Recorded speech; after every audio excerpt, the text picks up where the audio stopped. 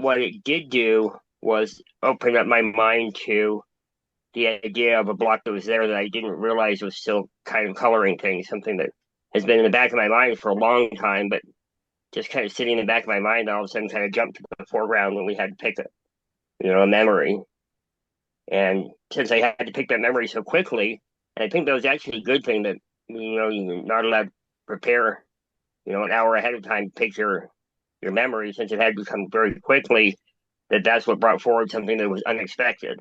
Mm, And that was a very good thing. There we go. That's my feedback so far. awesome.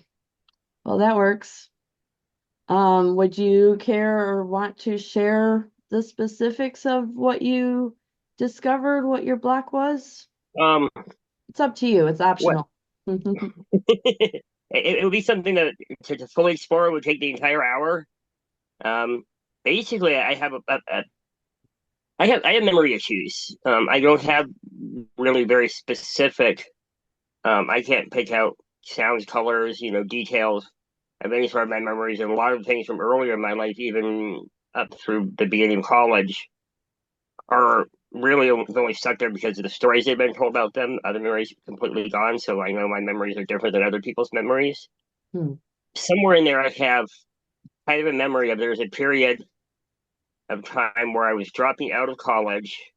Um, hadn't found it. I've been fired from one job, hadn't found a new job yet. In order to survive, I had to spend a summer babysitting a friend of mine's house in Tucson. I was living in Tucson at the time. First time away from my parents. I'd been away for a year and a half in college. Um, Not making a really big success out of college, and so I had this memory of like sitting in bed, really nice big bed at the house that I was sitting in, and finding out from my friend that her parents had expected me to come up with money for utilities that I'd been using, and since I hadn't had my job, I hadn't had anything, and there was a panic moment because I just talked to my parents like a day before, um, about the possibility that I might have to come back home and kind of get things together and maybe hit the community college there. Um, it was right. My parents basically said, "No, you're grown up. That option is closed. Sink or swim on your own." And so I Mm, had this very panic moment where I wasn't sure how I was going to survive in life, and that memory kind of popped forward as something that's colored.